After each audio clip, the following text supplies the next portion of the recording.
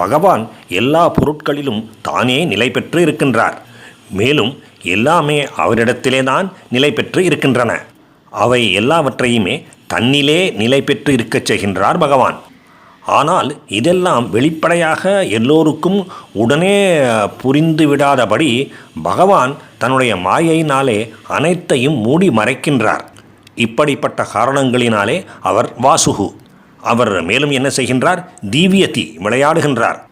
எல்லோரையும் எல்லாவற்றையும் நடத்துகின்றார், ஊடுருவி செல்கின்றார். அதனால் அவர் தேவக. இவ்வாறாக அவர் வாசுவாகவும் தேவராகவும் இருக்கின்றார். அதனால் அவர் வாசுதேவக என்கின்ற திருநாமத்தை பெறுகின்றார். ஓம் வாசுதேவாய நமக. அடுத்த திருநாமம் பிருகத்பானுகு. பகவான் எல்லா உலகங்களுக்குமே ஒளி தருகின்றார். எல்லா உலகங்களையும் ஒளிர செய்கின்றார். சந்திரனை காட்டிலும் சூரியனை காட்டிலும் அவரே ஒளி மிகுந்தவர். அதனால் அவர் சமஸ்த லோகங்களுக்கும் ஒளி தருகின்றார். அதனால் அவர் பிருகத்பானுகு. விஸ்வம் பாசயதி யஹ சக பிருகத்பானுருச்சியதே. யார் உலகங்களையெல்லாம் ஒளிர செய்கின்றாரோ அவர் பிருகத்பானுகு என்று சொல்லப்படுகின்றார். சூரியனுக்கும் சந்திரனுக்கும், சூரியன் மூலமாக சந்திரனுக்கும் அவரிடமிருந்தே ஒளி வருகின்றது. பகவானிடமிருந்துதான் சூரியனின் ஒளி, அந்த சூரியனின் ஒளியில் இருந்துதான் சந்திரனின் ஒளி. ஓம் பிருகத்பானவே நமக. ஆதிதேவக. பகவான் தான் ஆதி. அவர்தான் அனைத்துக்கும் முதல் காரணம். முழு முதற் காரணமாகிய தேவர் அவர். ஒளி பெற்று இருப்பவர், ஒளி தருபவர் என்கின்ற காரணங்களினாலே அவர் தேவர். எனவே அவர் ஆதிதேவர். பிரம்மா முதற்கொண்டு எல்லா தேவர்களுக்கும் ஆதி. ஓம் ஆதிதேவாய நமக. பகவானின் அடுத்த இன்னொரு திருநாமம் புரந்தரக என்பதாகும். புறம் என்றால் இருக்கின்ற இடம், அதாவது வீடு, அரண்மனை, வசிக்கின்ற ஊர் என்று பலவாறாக பொருள்படும்.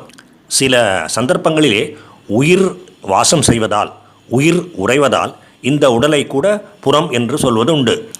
புரந்தரக என்றால் புறங்களை வெவ்வேறு கூறுகளாக வெட்டி வெட்டி எடுத்து நாசம் செய்பவர், அழிப்பவர் என்று பொருள். யாருடைய புறங்களை அப்படி அவர் செய்கின்றார்? தேவர்களின் விரோதிகளுடைய புறங்களை. அவர்கள் வசிக்கின்ற வீடுகளை, மாளிகைகளை, அரண்மனைகளை மற்றும் நகரங்களை எல்லாம் அவர் போட்டு உடைத்து, கூறு கூறாக போட்டு உடைத்து துவம்சம் செய்து விடுகின்றார். அப்படிப்பட்டவர்களை வென்றும் கொன்றும் விடுகின்றார். அதன் மூலம் தேவர்களுக்கும் எல்லா உலகங்களுக்கும் க்ஷேமத்தை செய்கின்றார்.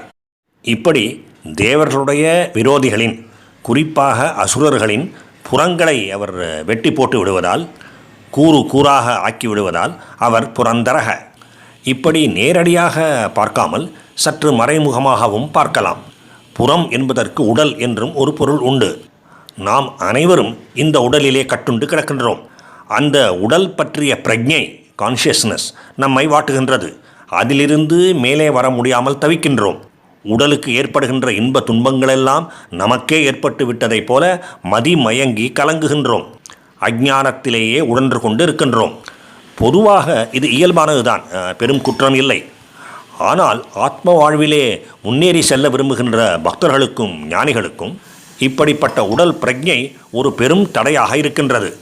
அந்த உடல் பிரஜையை தாண்டி உள்ளே சென்று மனம், புத்தி, ஆன்மா, நம்முள்ளே வசிக்கின்ற பகவான் என்று செல்வதற்கு அது ஒரு பெரும் தடையாக இருக்கின்றது. அப்படிப்பட்ட பக்தர்களின், ஞானிகளின், சாதகர்களின் உடல் பிரஜையை பகவான் வெட்டி வீழ்த்தி அருள்கின்றார். அவர்கள் முன்னேறி செல்வதற்கு, ஆன்ம வாழ்க்கையிலே முன்னேறி செல்வதற்கு பேருதவி புரிகின்றார். பகவானுடைய புரந்தரக என்கின்ற திருநாமத்துக்கு இப்படியும் பொருள் கொள்ளலாம். ஆதிசங்கர பகவத் பாதர் இப்படி பொருள் கூறவில்லை. இது என்னுடைய சொந்த சரக்கு தான், தனிப்பட்ட கருத்து தான். ஏற்பு உடையதா இல்லையா என்பதை நீங்கள் தான் முடிவு செய்ய வேண்டும். அப்படிப்பட்ட புரந்தரராகிய மகாவிஷ்ணுவுக்கு நமஸ்காரம். ஓம் புரந்தராய நமக. பகவானுக்கும் பகவானின் திருநாமங்களுக்கும் பக்தர்களுக்கும் நமஸ்காரம்.